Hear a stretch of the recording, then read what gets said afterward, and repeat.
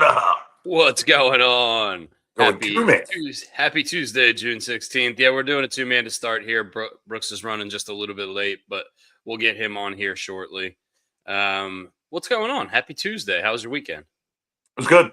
Good weekend. Busy. Between the World Cup on Friday and then the Knicks Spurs on Saturday. Yeah. People were in good spirits all around. Yeah.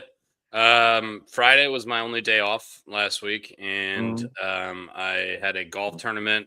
Shout out to Scott Vogt and my buddy Nick, his son, who's a higher up. He's on the board of directors for Believe in Tomorrow. Scott is my buddy Nick's dad.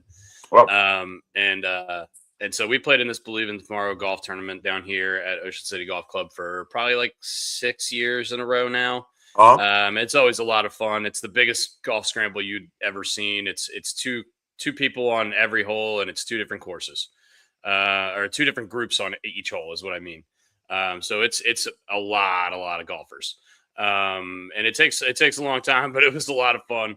And then later that week, came home, took naps. It was like 900 degrees that day, so everyone needed a little siesta. And then we went back out and watched the soccer game at Sky Bar, which was absolutely slammed. But it's a big World Cup watching place. It always has been. So awesome. That was fun. And then Knicks game I watched at work for the most part. And yeah, I think that's it. I think that's all the shout outs I needed to give. But it was air show weekend, so the traffic down here was a little bit of a nightmare. Yeah. So yeah, big weekend at Ocean City. I remember Dell put on a Believe in Tomorrow golf outing one time, but he did it at a putt course. Oh, nice. And there were like kegs. I feel like I remember that. Was that like a couple years ago? Yeah, it was like maybe 3 years ago. It's right after COVID ended. I remember I had to work at Turtle that night, and I was gonna go, and then I was like, "This is gonna be a bad idea because I'm gonna end up drinking at this thing, and then I'm gonna have to go to work half drunk, and that's gonna be bad." Yeah, I forget which putt course they did it at, but whatever course they did it at, it's like 28th Street. You could tell me it was at 100th Street. I'd agree with you, but it I know whatever putt course it is, because there's so many down there on Coastal, but it had a seafood joint like right next door to it, and they catered it right like a little hall, and they got probably it was probably at Blue, which is where I work. Okay. There's a golf course with 36 holes, a mini golf course right next to it that the same people own. So I would imagine probably where it was. Okay. But anyway, yeah, that sounds like a lot of fun. A mini golf outing. I love it. There were like kegs and like there was like a shotgun hole, like people dressing up to the nines, wearing a glove, bringing your own putter. Without a doubt, I guarantee. I didn't go to it. I couldn't go to it, but it sounds like a blast. Yeah. All right. Before Brooks gets on, we're going to talk about the NBA Finals because Brooks doesn't care about basketball. He doesn't watch it at all. And both of us seem to be pretty locked in on these this NBA playoffs and specifically the finals here. Congratulations to the New York Knicks, to Jalen Brunson, who I think had 45 points and the rest of the team had 49 in the championship game, which is outrageous. We basically watched the same basketball game 5 times in a row. And the Knicks, by the way, they won 4 of the 5 games. Their total margins of victory was 12 points total. So they won each game by an average of 3 points. All of these games were incredibly close. The Spurs got off to the lead, it seemed like, in every game, and the Knicks had to fight their way back. Part of the reason is because this Knicks team is incredibly good down the stretch. Part of the reason is this Spurs team is incredibly young, and it seems like they're, for lack of a better term, they kind of shoot their load in the first half, and then in the second half they kind of run out of gas. Especially with Victor Wembanyama, who, it doesn't seem like at this point in his career is able to play like 40 minutes in a really intense playoff game. Maybe he will be able to get that moving forward in his career, but I think around like after he plays 28 to 30 minutes, it seems like he's kind of running out of gas and running on fumes a little bit. But I mean, the story really here is not to shit on the Spurs, who really made it a lot further than probably we expected, and probably should have lost to OKC if they hadn't had 2 of their top players get hurt. The story is the Knicks and this unbelievable like team building that they were able to do, and the unbelievable leadership of Jalen Brunson and the camaraderie of OG Anunoby and Cat and Bridges and Hart and how unselfish they played. What was your takeaway, your biggest takeaway from, the other night in the Knicks clinch? Well, a couple things before my biggest takeaway is the Spurs led for 73% of the game time in the 5 games. Brutal. Yeah, and at no point in any game were the Spurs not up by at least 12 points. So that just tells you basically kind of just hammers home your point there. It also, but my biggest takeaway was the Spurs look tired. They played a 7 game series against probably the best team in the NBA. They come in, they are young. You got to see growing pains live and in person. If you were at Madison Square Garden, you saw growing pains live and in person of a young team that it was got there a year ahead. And I mean, look, they're gonna. I don't want to hear this. They'll be back next year. You know how freaking difficult it is to get to the NBA Finals or get to the Stanley Cup Final or get to Yeah. any kind of championship. Trades happen, injuries happen. So I don't want to hear this crap. Like it's not their time yet. It was their time. I mean, it should have been their time. I honestly think the Spurs were a better team with better talent. I mean, with Castle, Yeah. and I always want to say Vassell. Cassell, but it's Vassell. Yeah. I thought the Spurs had more talent. The unity of the 3 players that went to Villanova, I think, made the difference between the Warden, Mikal Bridges, which, by the way, love the nickname the Warden because he locks people up. I love that. I love that nickname. Josh Hart, he's like the glue guy, and then you got Brunson doing Brunson things. Yeah. Um, the camaraderie between the 3 of those guys and what they built at Villanova through Jay Wright and bring it to the NBA, that was probably most likely the difference. Yeah. And I mean, if you look at the numbers, I think they lost 3 total games in this playoff run. 2 of them were in the first round. I think it was 2 of the first 3 games they played to Atlanta, and they Mhm. were both 1-point losses. And then Yeah, they lose to the Spurs in what was it, game 3, yeah. in this series. Mhm. Um, so yeah, I mean, I mean, it's just wild that they were able to go on this run 16-3 in the playoffs after I think they only won like 54 games in the regular season, which Yeah. if you look at the history of NBA champions, that's pretty low. Most NBA champions are hovering around 60 plus wins. Mhm. So they figured out something at the right time in the They did. playoffs, clearly. And once again, they made a big swing firing Tom Thibodeau last year after that Yeah. exit. And I think a lot of people were criticizing them, and a lot of people still, I mean, to up to this playoffs were probably criticizing them, and clearly it worked out. Mike Brown was able to unlock something in this team, When you start and getting contributions from like a Jose Alvarado and a and Landry Shamet, yeah, Landry Shamet, and God, I yeah. remember Landry Shamet was a hell of a player at Wichita State. He's played for like 12 teams. I I mean, know. anybody could have had him. And Mhm. he came in and for He basically the entire Eastern Conference Finals, he couldn't miss. he signed a 10-day contract with the Knicks. Yeah, Like that's and then he obviously worked his way up to a full year yeah. contract. But Yeah. I mean, when you Um, start getting are you guys talking about the game with the orange ball? Yeah, this guy, this yeah, this this guy. yeah. Brooks, they don't use Spalding anymore. They use Wilson basketballs now. What do you think about that? But no, it was great to watch the finals. It was very entertaining. I mean, watching a generational talent like Wemby, Yeah, and what they were doing to Wemby. I mean, they were beating the living shit out of him. yeah. Yeah, I think he needs to get tougher. I think he needs to play inside a lot more than he does. He doesn't need to be jacking up threes quite as much as often as he does. It's cool that he can shoot threes, but it can't be. I don't think it should be the main focus of his game.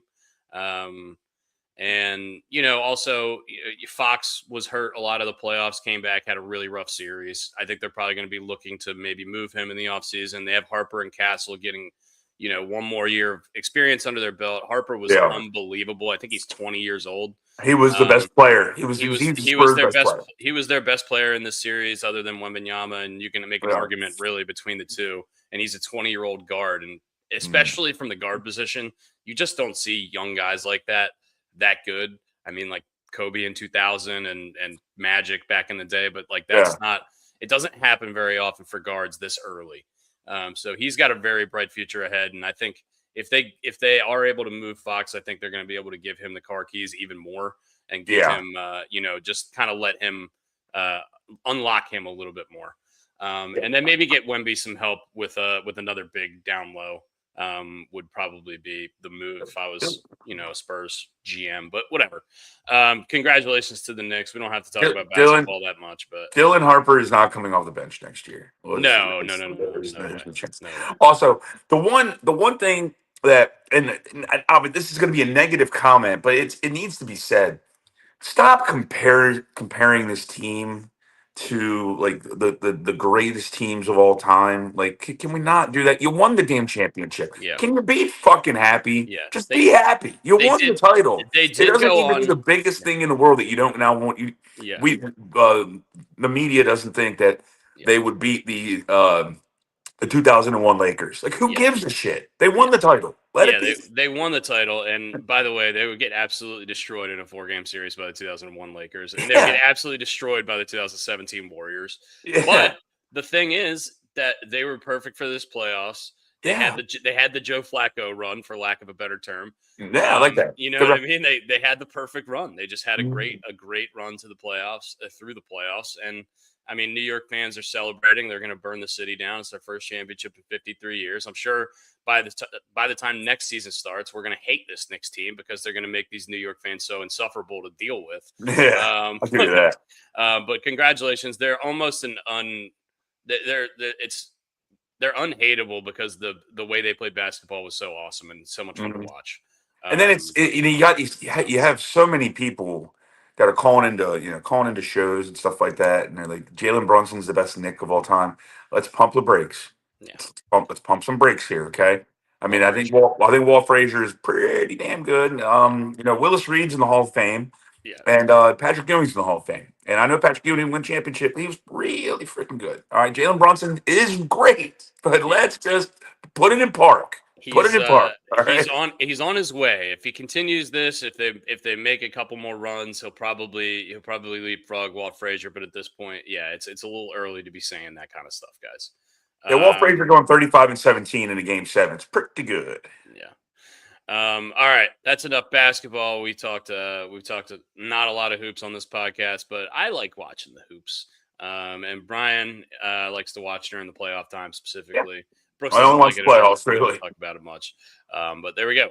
That's our little NBA chatter. Also looks like Giannis Antetokounmpo is going to be on the move in the next week or two. Yeah. A They're lot saying of it's going to be people around draft time a that he's lot going of to get. people are saying Miami. I don't think Miami really has a trade package for him that would be all that interesting. I would think Houston or Boston, and I would lean towards Boston there.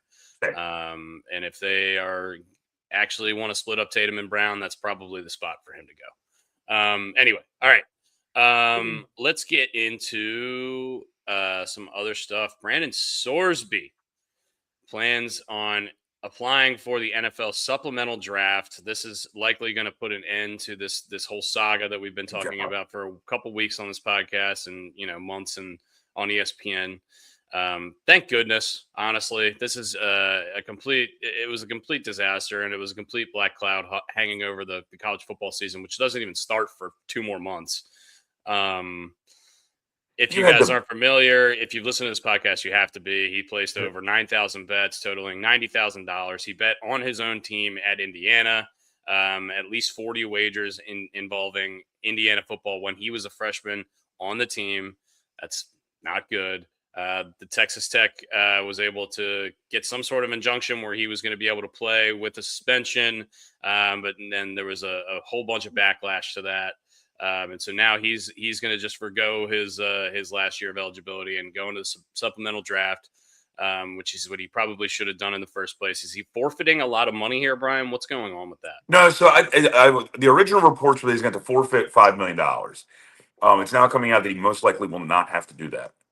So whoever the hell is paying him the 5 million, I don't know if it's Texas Tech or if it's a booster or their collective or whatever the hell it is.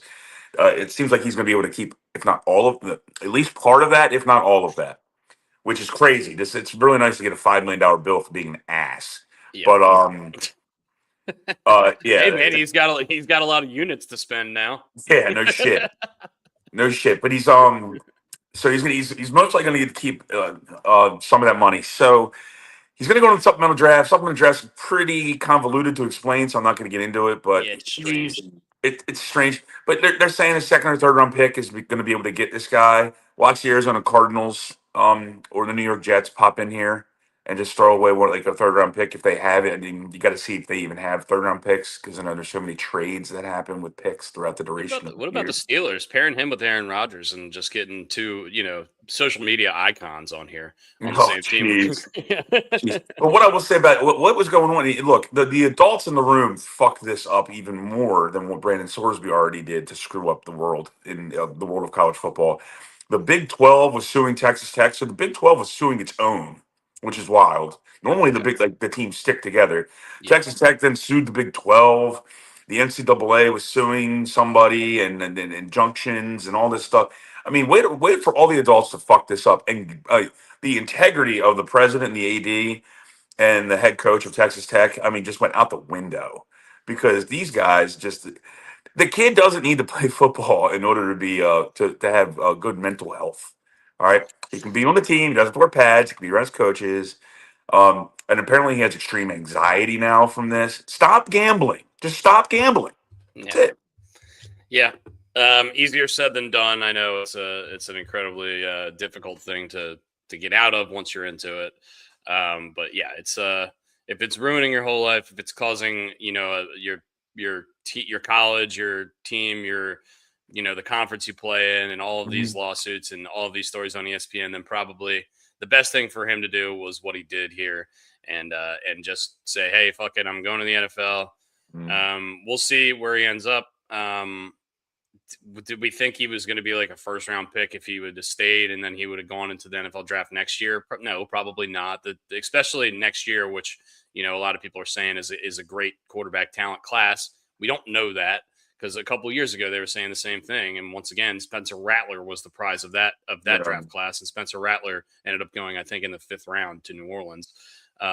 So yeah, They were saying something like if he would have come out this year, he would have been in the first round because it was a quarterback depleted draft yeah, this year. this year, Yeah. yeah. But yeah, it doesn't look like it does. I don't know. We'll see. I mean, maybe he'll be able to make a career out of this, but it's going to be it's going to be a lot different than most people make their way into the NFL. The last person I remember in the supplemental draft that actually was like a really impact player is Terrell Pryor. And not that he wasn't an impact player on a good team, but I mean, he had some fun moments on the Raiders as a quarterback receiver hybrid. Josh Gordon was another supplemental pick. Was he? Yeah, because he got into he had a litany of issues Most of it was just he At couldn't stop Baylor. smoking pot. Yeah, that's really what it came down to. But And nowadays he'd be fine. yeah, He led the league in receiving yards and then got suspended the entire next season because he smoked pot. And yeah, nowadays, like he would be fine. Like they don't test for it yeah. anymore.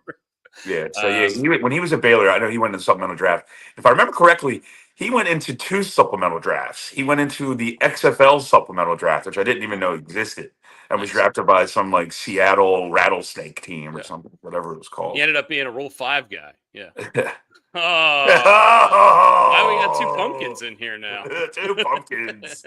And Brooks, Joe Radke texted me and said, "Please be pumpkin or pumpkin jai." I don't even know what the hell this is. So, can you enlighten us, please? Nope. Okay. Not giving it any more light. Brooks likes to argue with the 5 to 10% of Orioles fans that actually care on Twitter that don't know what the fuck they're talking about. Popping early, I like it. What is that? A nooner? Ooh, I haven't had a high noon in a minute. Oh no! What is that? I thought that said "giddy up." It says giggly, and I have an idea of what that is. All right, all right. We've covered the Sorsby stuff. We've covered the Knicks. It's time to start talking some Orioles baseball, especially now that my brother is here and he's got a lot of things that he wants to get off his chest. What are you talking about? Yeah, just a few things. Well, you guys, I'm going to get a beer and I'm going to fill my water. All right. The Orioles did lose 4 in a row and then won 3 in a row and now have lost 2 in a row. Really inconsistent stuff out of the Orioles. Um, we were able to put up 7 runs 3 games in a row, and then kind of the offense kind of let us down the next 2 games against these last 2 games against the Padres. We have a big West Coast swing coming up now. We have Seattle and then the Dodgers and then the Angels before we come home. We got a day off yesterday. We get a day off after the road trip. So I think it's 9 games in total, three-game sets on the West Coast. We did just play the Seattle team, so we're familiar with them. So, we got that to look forward to. What's the overwhelming like the theme of the weekend or any kind of takeaways from like the last week of Oriole baseball since we've talked? Do you guys have anything specifically you want to talk about, Brooks? What do you want to talk about? I don't care. We can talk about anything. We can talk about Gunnar Henderson not not being as good as we need him to. We can talk about Brandon Young still putting together a bunch of good starts. We can talk about Trevor Rogers. If you want to talk about him, he took a pretty decent start into the 6th inning last weekend. Plenty of stuff. What do we want? We could start with Gunner because that's where this whole tangent got off on. That I got off on this weekend about just because. I mean, Gunner was the 3rd or 4th best shortstop in the league until he made 2 errors in a game the other day. And the 2 errors didn't cost them the game. They still were going to lose the fucking game. It was going to make it even harder, of course, because they're playing Mason Miller. But, yeah, I mean, overall, we can't sit here and say that Gunner's been terrible playing shortstop and that he should be moved to 3rd. And Blaze should be playing shortstop and whatever else everybody wants to say, just because I don't know. It's not Gunner's the best version of Gunner's going to be at shortstop, in my opinion. There's nobody who's going to play shortstop better than him. That's on our team. So keep him there. My problem with him is the stuff at the plate. I mean, this is the biggest issue by a mile. If you're talking about his stuff defensively, I mean, on Twitter or whatever, whoever's doing that, like, I mean, if you're going to criticize the guy who's hitting 227 and he's hitting 2nd or 3rd in the lineup every day. Like, it's just ridiculous. Like, this is supposed to be one of the premier talents in the league. He needs to hit better. Can you guys give me an overview of what happened over the weekend? Because I did not. I'm not going to lie to you. Because of the Knicks, because of the World Cup, I did not watch a lot of baseball. Yeah, we lost. We were losing pretty handily to the Padres the last 2 games of the weekend, basically the whole game. So they were kind of snooze fest as far as the Orioles fans are concerned. We just didn't. The offense didn't really put up a lot of runs. We gave up 9 the first game, 5 the second game, but we just couldn't. We couldn't really move guys around the bases. And Gunnar got plunked. And I saw the suspension of the pitcher. Well, why did the manager get suspended? So not only did he get plunked, he got thrown at like 3 times before he got plunked by the other pitcher. So Gibson started and was really wild. He threw some chin music at Machado, and then I think maybe in the same inning or maybe the next inning hit Bogarts in the head. And so next inning or 2 innings later, whoever was starting for the Padres threw a couple at Gunner's hip that didn't hit him. And then his next at bat where he came up, the first pitch hit him in the hip, and then he got tossed. The pitcher got tossed. The manager for the Padres was so mad because there was never a warning given out to either side before the ejection, which I agree with too. I would make the same argument if I were Craig Stammen. Is it Craig Stammen? Yeah. Yep. If I were him, I would do the same thing. But I mean, it was basically like the 3rd or 4th time that they had thrown at Gunnar in 2 at bats. So it was the 3rd time, and I mean, Gunnar got out of the way of at least one, maybe both of the ones he tried to hit him. That before. Yeah. So I understand it from the Padres manager side, but also if you're throwing at the same guy 3 times, I can understand it from the umpire side saying, hey, fuck it, we're just going to throw him out. And then Stammen ends up getting tossed, which he has to at that point. There's no other option for him. So that was just a little bit of, old school kind of baseball. Look, you hit our guy in the head, we're going to hit your best player. It's, Did Gibson throwing at Manny, or was he just No, loose? No, he was just I mean, wild. he was He didn't all have over it. the fucking Yeah, place. he didn't man. have it. He threw it, Manny knocked him down, and then Bogart hit Bogarts in the head, and it was clearly not doing it on purpose. Ugh. Yeah, Square in the head. So I mean, they had reason to be pissed off. I don't Sure. blame them for being pissed Yeah. off. Sure. I think they know, and we know that he's not throwing at them and at them on purpose. But And you don't go ahead. You don't go head on. yeah, exactly. I mean, unless you're just a fucking loose cannon, Yeah. you're not going after somebody's head, obviously. But I do understand why they're pissed off, because that's two of their best players / leaders, and you should be. I would be pissed off. Were these back-to-back at bats? Because I know they hit pretty close to the lineup together.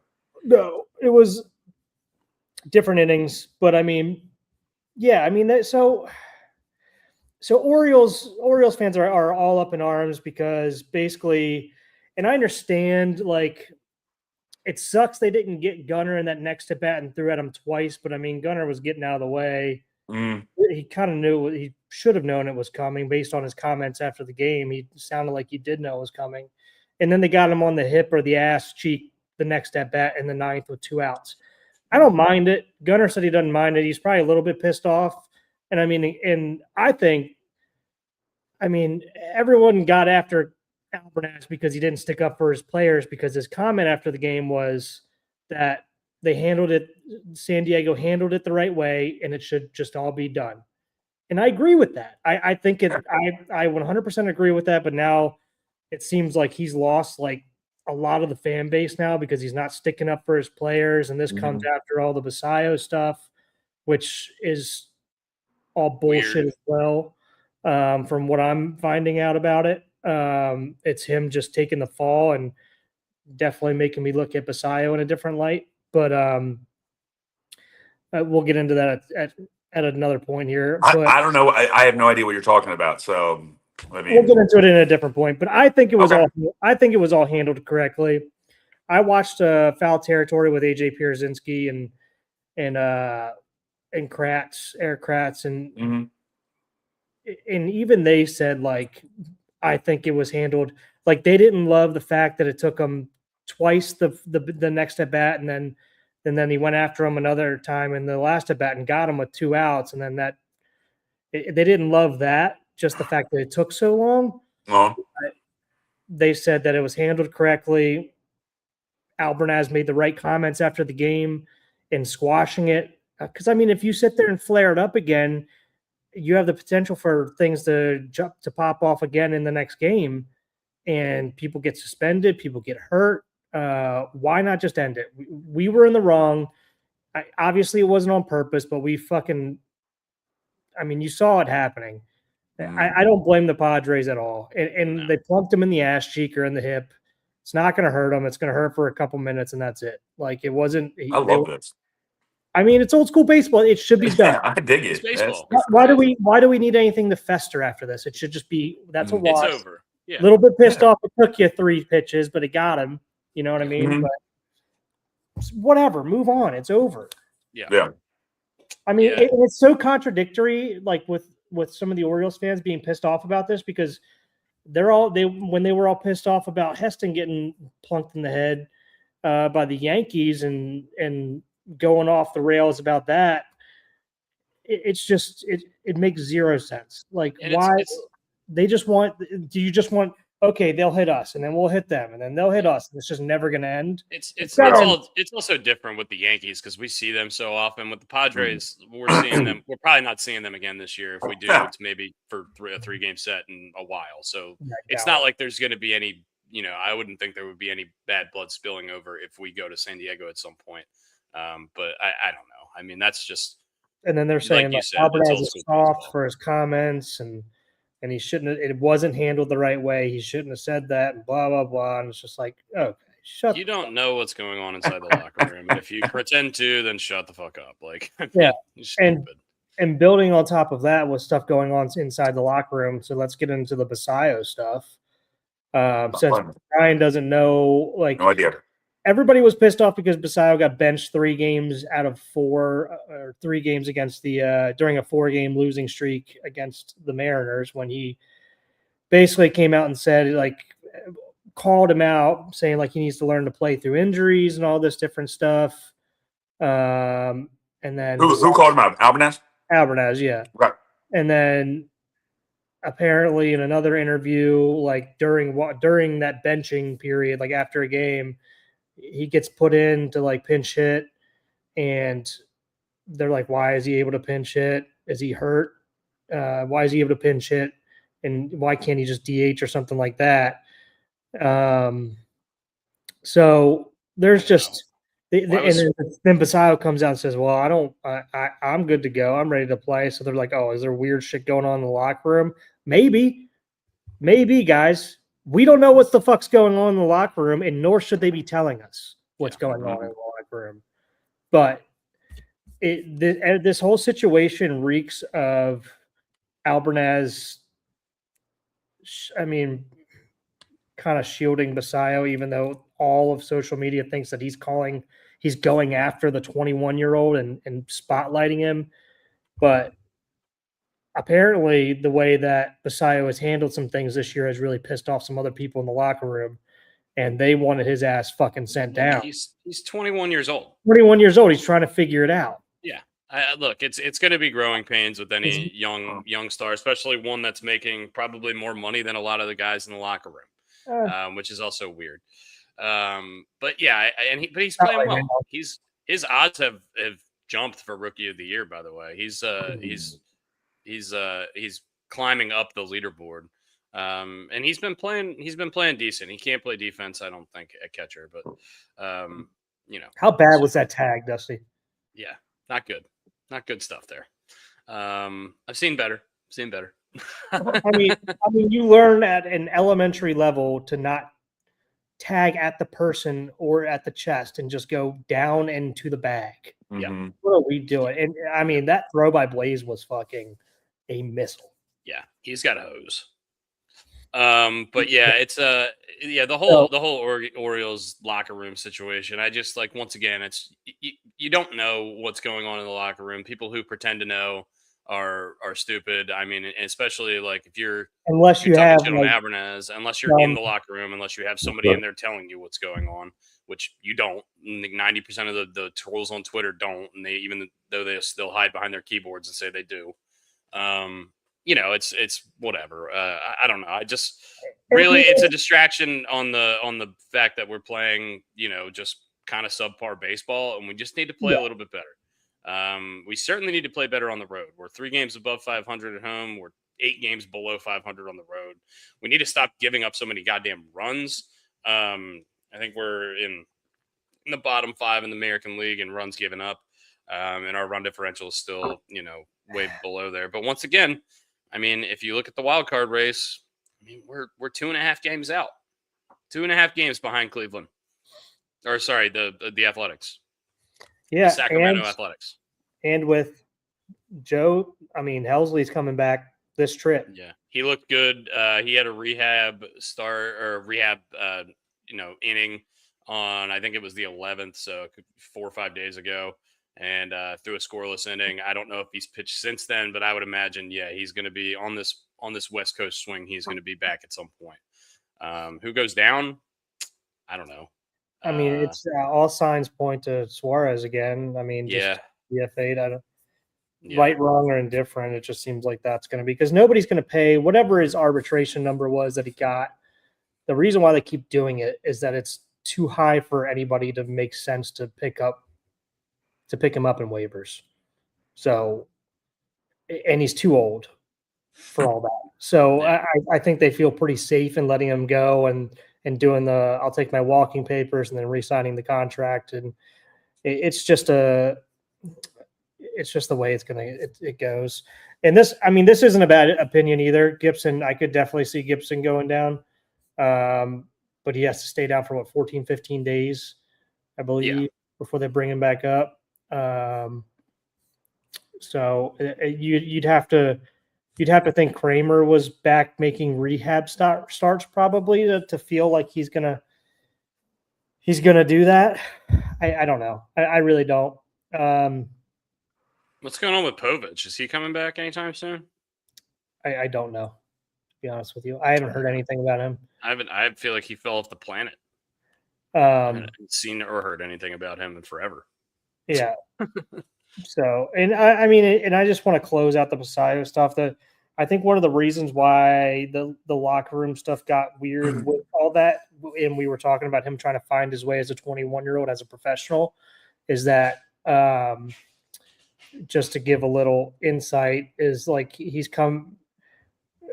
Some of the stuff I've heard, he comes in and says like he's not feeling good that day and can't play, but then he's also not in the training room getting treatment. So it's like, what the fuck are you doing? Just needs to learn how to be a professional. And I think it's rubbing people the wrong way a little bit. So yeah, let's hopefully that like the example's been made, the pseudo benching's been done. Let's move on from it. I think Albernaz took the brunt of the blow there for him, which I think is good. That's his job. He's the manager. So let's move forward and fucking get this thing rolling. Do you have allergies, Brian?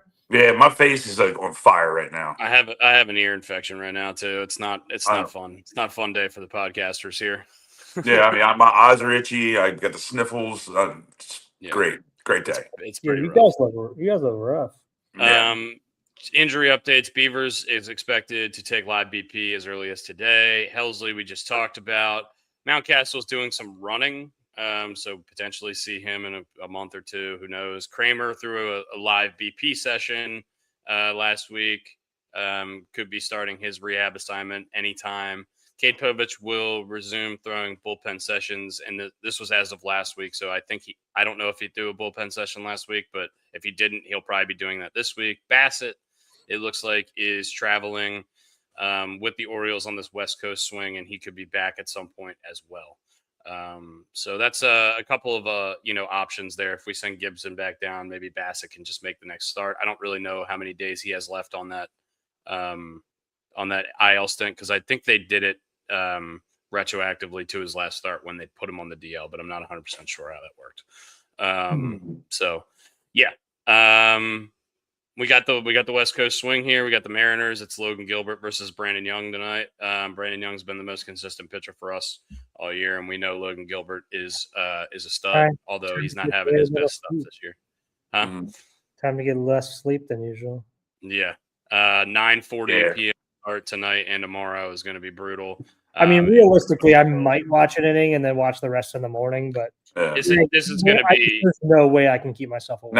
We're going to be watching those 15-minute Oriole highlights on YouTube a lot this week.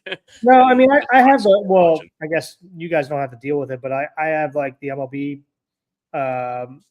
package or whatever, so I can watch the Orioles every game. Mm-hmm. So I can actually rewatch the game in the morning, which is kind of nice for me. But yeah, and you could just skim through some of the stuff, which is cool.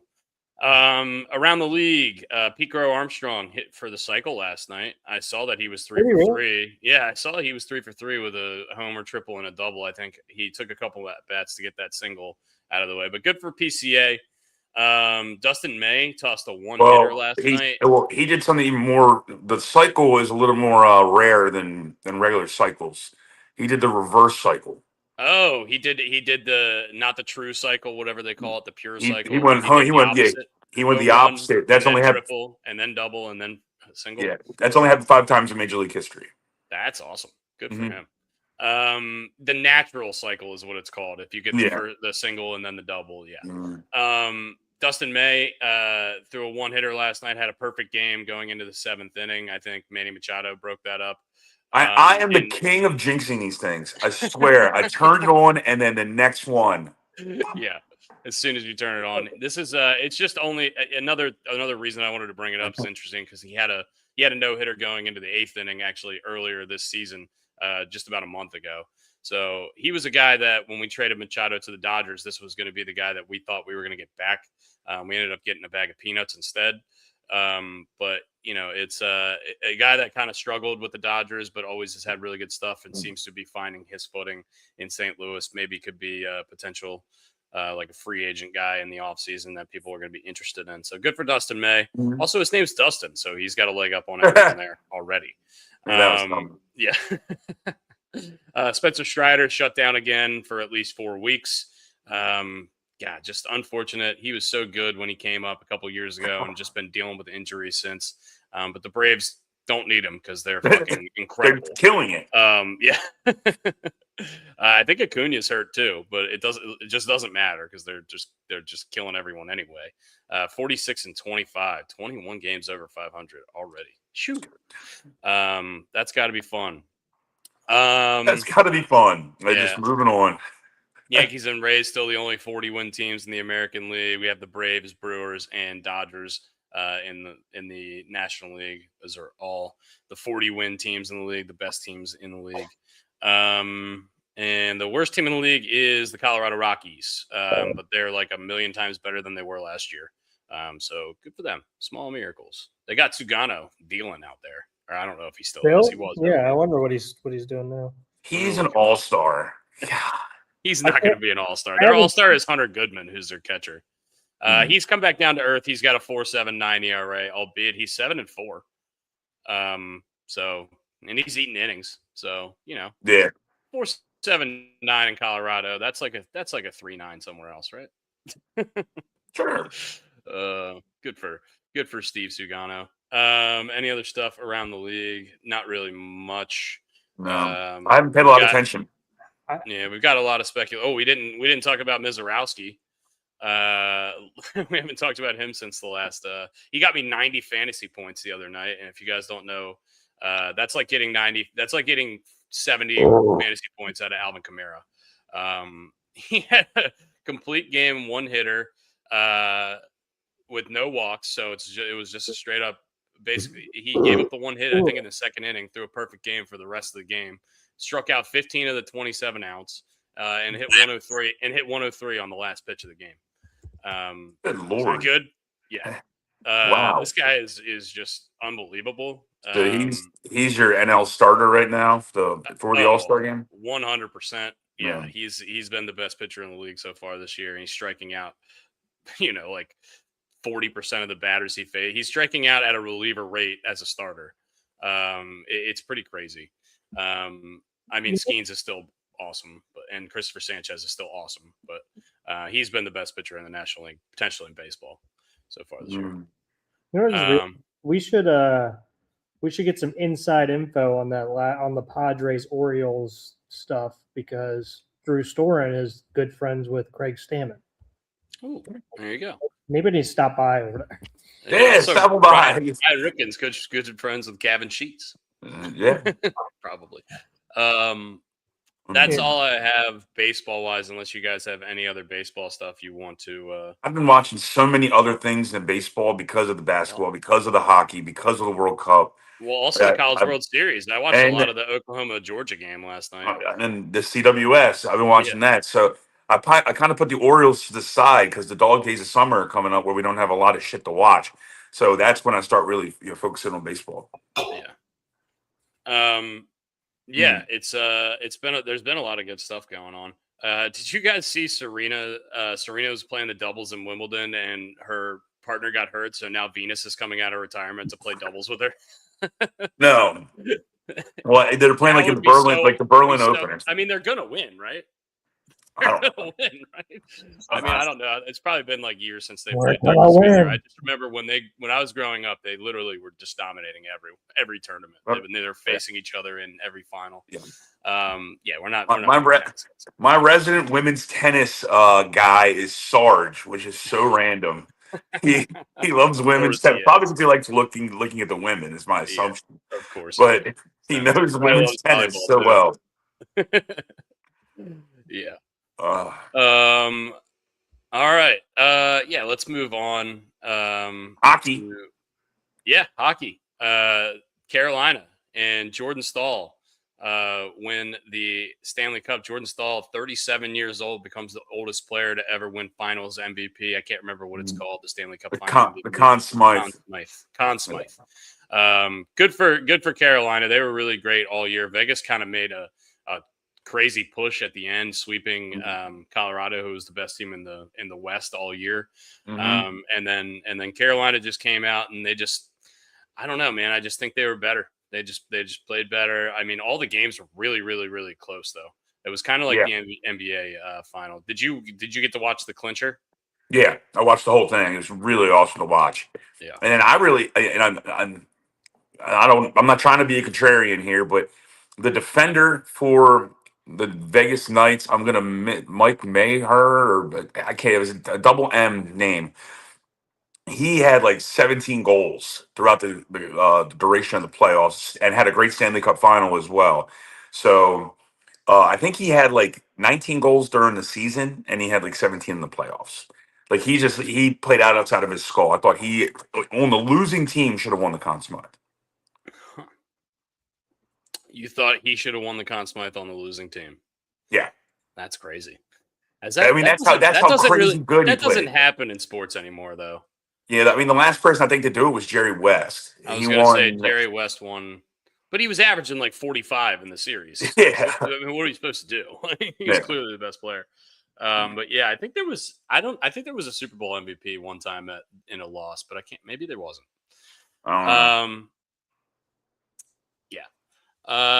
George Pickens has reported to camp for the Cowboys, which I didn't really expect, honestly. I thought I don't know if I guess they got the situation cleared up. I guess he's going to be playing on the franchise tag. I thought he was going to be sitting out. Or is he just going to be sitting there at camp? Maybe. Who knows? Is he participating at camp? As far as he reported. So they do what are they calling that? They do the hold ins now. Yeah, the hold in, not the hold out. Is he going to Fat Camp?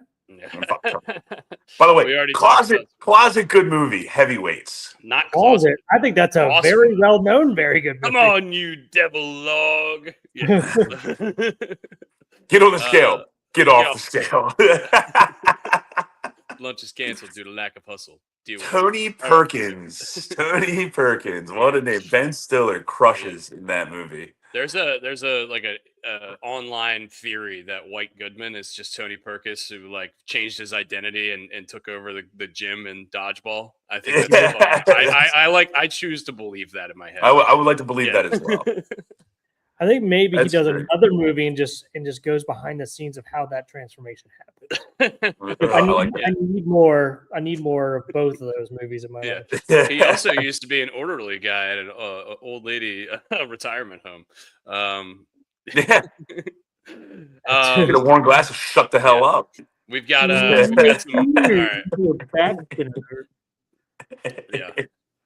unfortunately, we had lady. I think I just killed it. Unfortunately, we do have to talk about the untimely passing of Alden Smith, who was one of the league's best pass rushers. Had a lot of off the field issues when he played, but I think he had a year where he had almost 20 sacks. 19 and a half. Yeah. Really, really, really good player for the 49ers. I believe the Cowboys as well. Passed away at the age of 36 on Saturday, hours after apparently he had delivered pizzas to a homeless charity.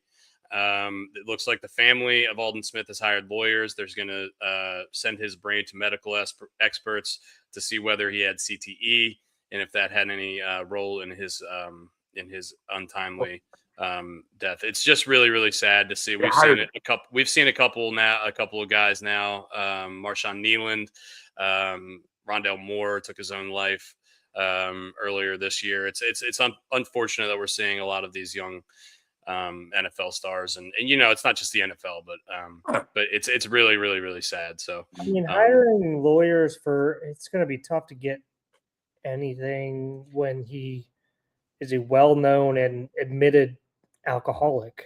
Yeah. I mean, look, there's a lot of moving parts, but he definitely had a lot of off the field stuff, including mood swings and depression.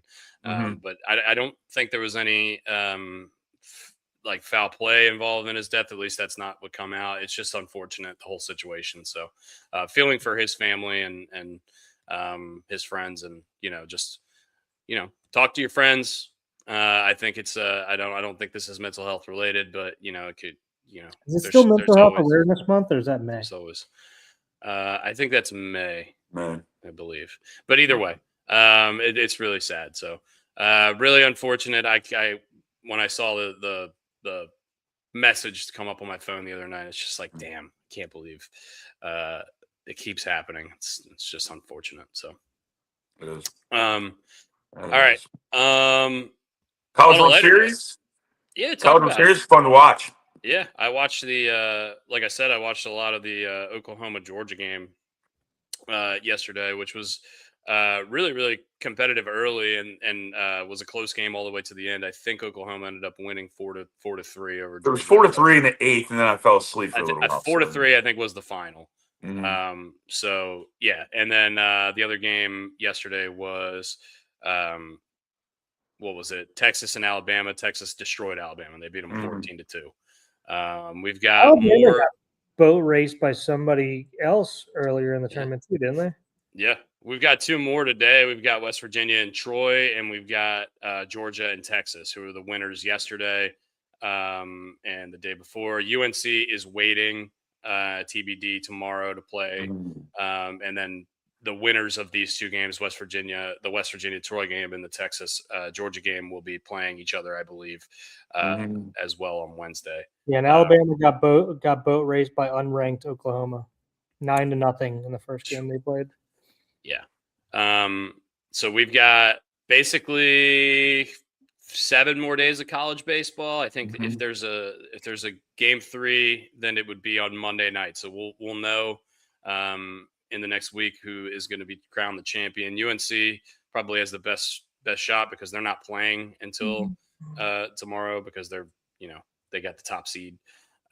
So yeah, college baseball's been heating up. It's a lot of fun and if you're, how's the ESPN situation, Brian, in Baltimore? Is it fixed or no?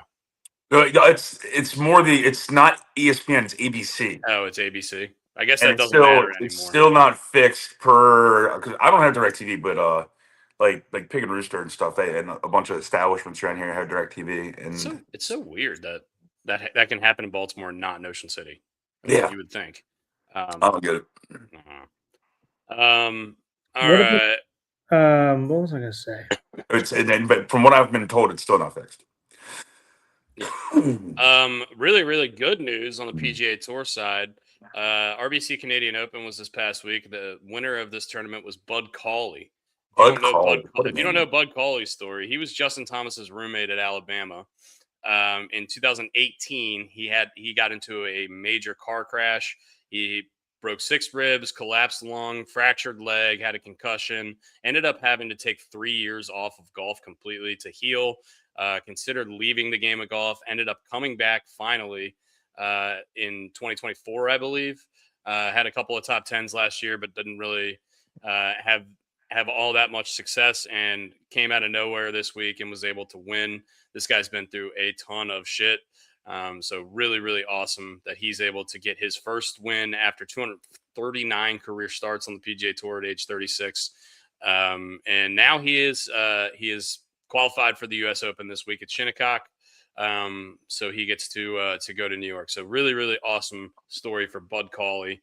We saw the Gary Woodland comeback earlier this year, and it's we really love. This is the cool things about golf is that guys can just have a really good week, come out of nowhere, and make their mark on the game. And a guy that he had all the talent in the world. Like I said, he was teammates and roommates with Justin Thomas at Alabama. He was one of the top ranked junior golfers in the world, and then just kind of had this career derailing incident, and was able to fight his way back. So inspirational story for Bud Cauley, and hopefully he's able to parlay that into a really good week at Shinnecock here, which I think is going to beat the absolute dog shit out of every professional golfer. Below par will win the golf tournament. Below par will not win the golf tournament because nobody's going to be below par. Well, see, I think there's going to be one person who's at par or like 1 under, and they will win. I saw the weather. It looks like there's no rain. It's supposed to be 80 degrees and sunny, and it's supposed to be 30-mile-an-hour winds. It's the wind each day. And this is on a golf course that if there was no wind, it would still be incredibly difficult. And it's a challenging golf course apparently just to walk around. Like it beats your body up because it undulates. Scotty Scheffler is looking for the career Grand Slam. This is his first time going for it, and Sunday is his birthday. So if you believe in any kind of that kind of stuff, bet on Scotty Scheffler because he's 6-1 right now, and he hasn't been more than 4-1 in any golf tournament in the last 2 years. So it's the hardest course in the world, and he's probably the best golfer we've seen since Tiger Woods. So if you want to get some money down on Scotty, this is probably the time to do it. Brooks Koepka was looking really, really good in the Canadian Open until he withdrew on Sunday with a hand injury. Apparently, he had some numbness in his fingers that he thought was leading from a herniated disc that he had last year that he got fixed, but apparently it's just kind of a lingering injury. He's got some nerve damage in his neck that is leading to some numbness in his fingers. But he was really, really looking good this year, and he won he won the tournament at this course last time they played it. Yeah. There we go. That looks like hell. Yeah. That's not going to be fun. Windy land. And also, if you've seen the fescue just off the fairways, doesn't look like fun. Rory's coming in kind of weird form. He didn't play well at the Memorial, though he never does, and he doesn't really like that golf course, although he's not allowed to say that because Jack Nicklaus is Jack Nicklaus's tournament. So he just kind of quietly talks shit about it. So I don't know if I bet Rory this week, although he's in terms of the U.S. Open finishing, he's one of the more consistent guys. Xander Schauffele, in the last 9 U.S. Opens, his worst finish is T14. He's come in the top 10 in 7 of those 9, and he came in 12th and 14th, I believe, once. So he's definitely going to be a top 20 play. Fleetwood came in second last time they played here, and he also has played really well the last 2 weeks. So good form coming in, has played well at this course before. That's what we look for. Fleetwood, a guy who's going to get over the hump at some point. He's got to. And then Matt Fitzpatrick, who almost won his 4th golf tournament of the year this week, came in second, stress-free second place, has won 3 tournaments already this year, and has won a U.S. Open in the last 5 years as well. He's another guy who I'd really, really like to have on the card this week. Can we get I honestly think they should have Jesus Christ. Yeah, well, go back and watch the swing. If he's gonna yeah. So he throws it down, he's just practicing. And he takes a hack at it like he's trying to get it out. Look where it goes. Nowhere. It goes nowhere. So it's gonna be They need that. I would like to install. I always like having these conversations with people. This one's good. Watch this. Just barely misses the putt. Look where this thing goes. Yeah, and the wind. I mean, the wind is going to affect the putting so bad too. Look at this thing go. Jesus. Wait till you see where it ends up. They didn't take it all the way. They didn't show the whole thing. But yeah, it's going to be fun. Spieth almost hit a guy in the head. I saw that. Adam Scott. Shout outs to Adam Scott playing in his 100th straight major championship. Hasn't missed one in 25 years. How crazy is that? Good for him. He has played in every major championship since 2001. And he's won a couple of them. So good for him. He's got the prettiest golf swing I've ever seen. And basically that anybody's ever seen, other than maybe Freddie Couples. He's just got the golf swing. But I would like to institute a new rule. Okay. I like doing this in any sport. I just like having these conversations. There should be somebody designated at each hole with a bat to knock the shit out of someone that screams obscenities during people's putting or their drives. All right. When Cawley is putting for the victory, and it's like a 2-foot putt or 3-foot putt, someone screams like, "Fitzpatrick, you suck." Yeah. What the fuck is wrong? What's wrong with people? We're better than this. Yeah. I mean, people at golf tournaments, they want to hear themselves on TV. Even the guys that after the ball's hit, they scream mashed potatoes. It's just like, dude, you're a fucking loser. Yeah, medium rare. Like, you know what I like to hear? I like to hear the fucking sound of a skull getting crushed. Yeah. I don't know. Say what you want. Be supportive, but like doing that kind of stuff is just stupid. What did Matthew Fitzpatrick do to you? Like, you're a moron. Kicked our ass in the Ryder Cup is what he did. Yeah, okay. He was better at golf than us for a weekend. Okay. That's all I have for golf. Those are the guys I have on my card. Like I said, Shoffley top 20 is a good play. I think Fleetwood top 10 is a good play. I think if all things come out that Koepka's healthy, I like him as a top 10 play as well. And then Wyndham Clark, who's a guy I do not like as a person, but has been playing really good golf, and he tends to play well in the U.S. Open as well. So those are the guys. And then, of course, Scheffler and Rory. The analytics guys online really, really like John Rahm this week, but I just haven't seen him play enough competitive golf in the majors for the last few years. I know his stats on LIV are insane. And he's clearly got the game and the talent to do it. He's a multiple-time major champion, but just I don't know. I'm not going to be betting on him just because I just haven't seen it. And if he goes out there and shoves it in my face, I'm more power to him. But Sure. he's dealing with a lot of off the course stuff right now too, with the LIV stuff and his contract and all that. So I don't know. I don't want to take a guy in the middle of. Yeah, I don't know if we brought it up or not. Did we bring it up that like the LIV president or CEO, whatever it is, said that they're not going to be able to guarantee the last 3 or 4 tournaments of the year? No, I didn't know that. I didn't hear that. They're looking for funding, and it looks specifically the last 2 tournaments are really, really in jeopardy of just not happening. Which if that were the case, I think that's probably about the nail in the coffin for. Can they pay these contracts? That's nobody knows. I'm sure John Rahm has been in a lot of conversations about this. So I don't really know. It's going to be a weird finish to the season for the LIV guys, and that's part of the reason I want to stay off of John Rahm. Bryson has missed the cut in both of the majors so far this year. I know he's kind of a U.S. Open guy, but I don't really know what's going on with him mentally, or what's going on with the state of the game either. So I don't know. We also have all this Phil Mickelson stuff that came out last week. Whoa! Apparently, I did not hear about this. Yeah, he is no longer a member of his home course because he allegedly went too far. He made inappropriate contact with one of the females that works at the club. Apparently, he went out and started to play his round, and they went out and met him on the golf course and tell him to vacate the premises, and then he was kicked off.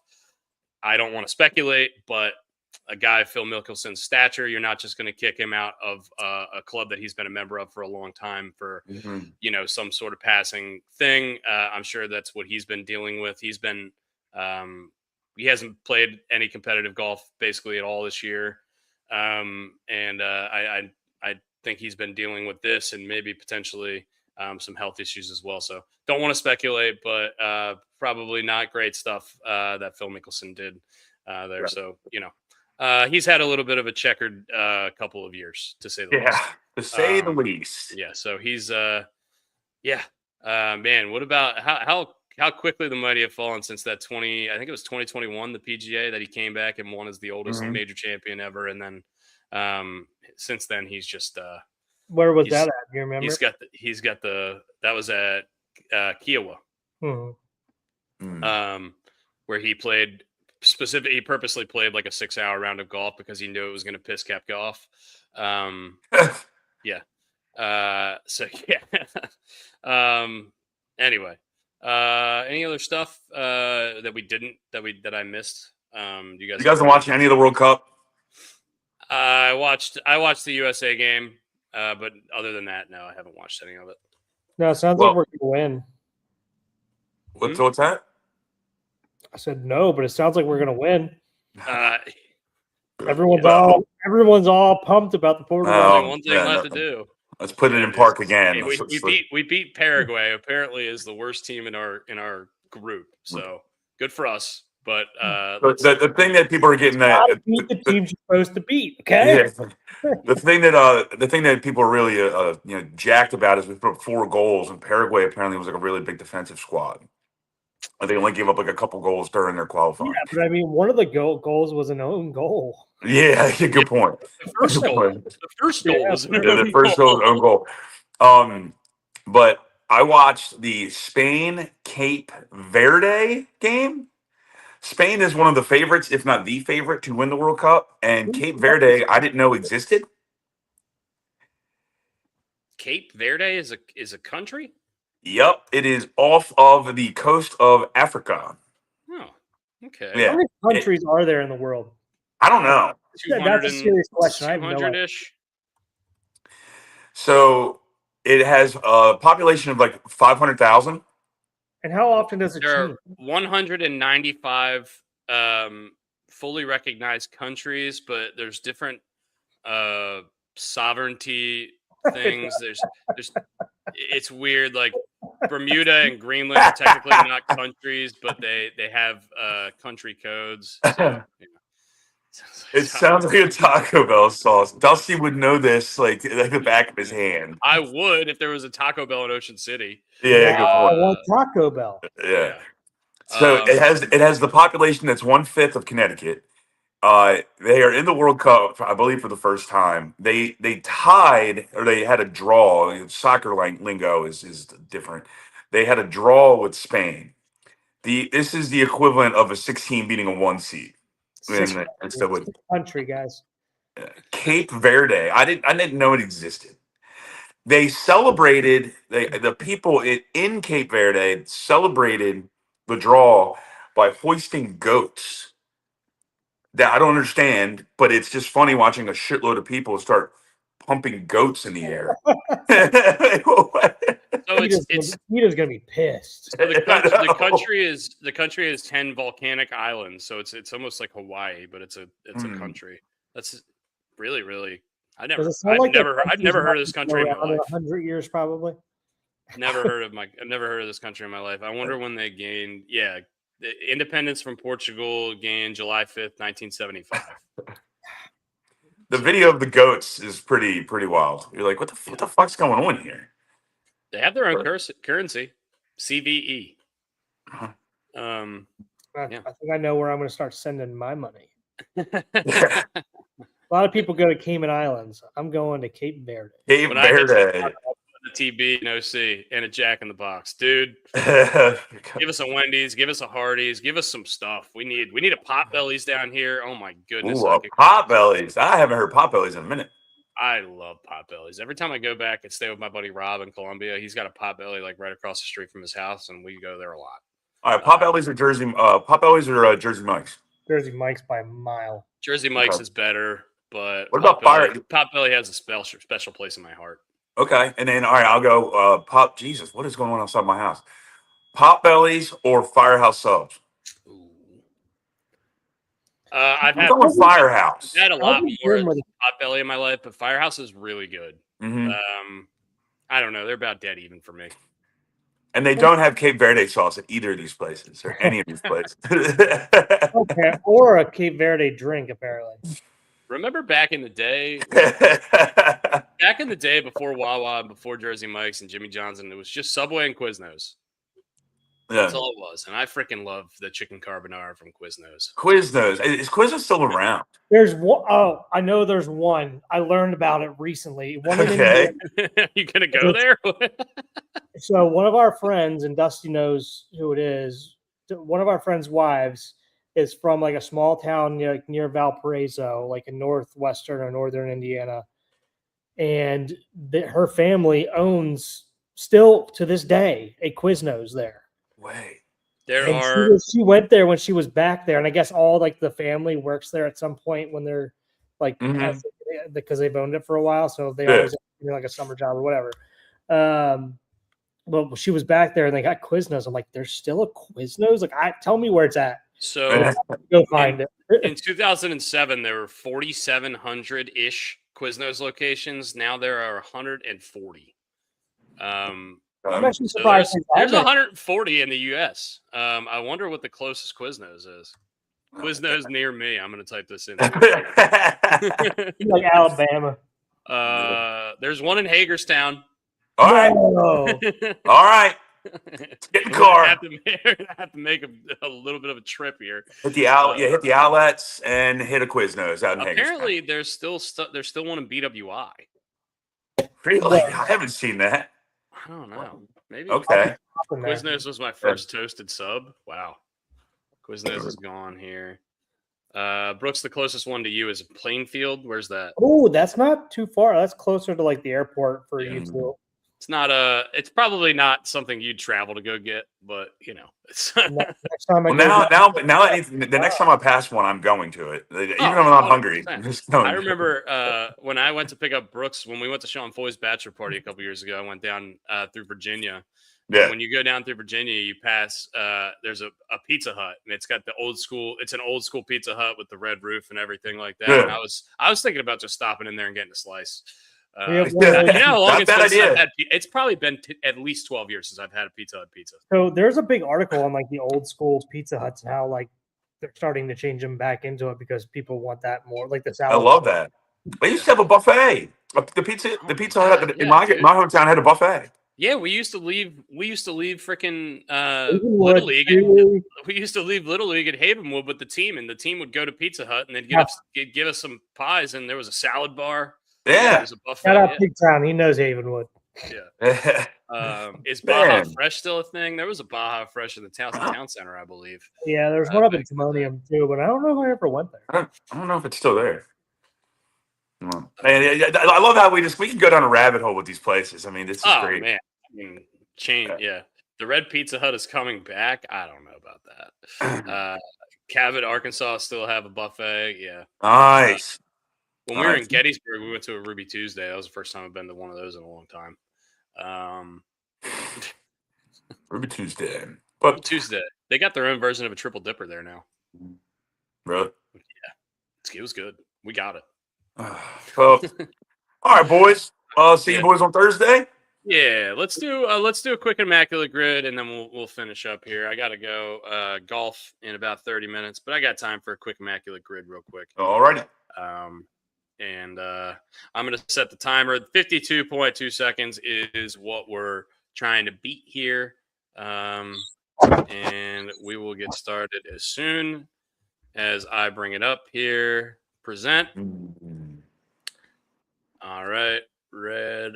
Joe says Moe's or Chipotle. I've never been to a Moe's, so Chipotle. Moe's. Only because the Chipotle next to me sucks ass. I used to be diehard Moe's, but like something about the sauce at Chipotle, I just love it. Yeah, I miss when Qdoba had their ancho chili barbecue sauce. Oh my god, Qdoba is inferior in every way, and I don't want to hear about it. Okay, fair enough. All right, Oh, sharing the fine, screen. yeah, Let's fine. go. Share and start. Teoscar played for both of these teams. Teoscar Hernandez. Greinke. Mm-hmm. If I can spell it, Greinke. 300 career home runs for the Dodgers. Eddie Murray. Cleveland, Jim Thome.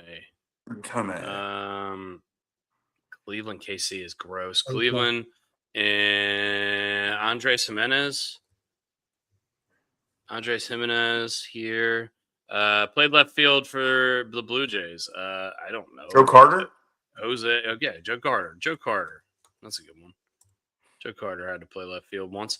KC played left field. Alex Gordon, first guy that comes to mind. Alex Gordon, played there forever.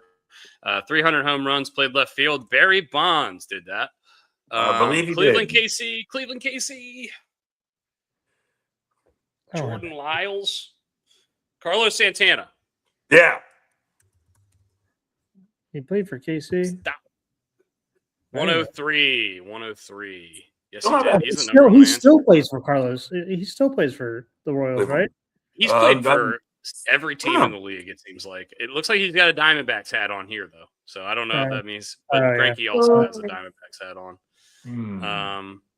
Yeah. I would ask Brian. We got probably 1,700 homers on this bottom row here. Yeah, that's a lot of homers. Yeah, we got so many homers on that bottom row. All right. Well, all right, boys. The time there. All right. Yeah, I got to go to the golf course. I haven't asked Brian real quick. What you got?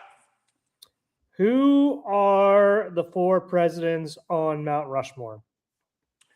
George Washington, Abraham Lincoln, Roosevelt, and Thomas Jefferson. Hell yeah, that's right. Woo! Random trivia of the day. Yes.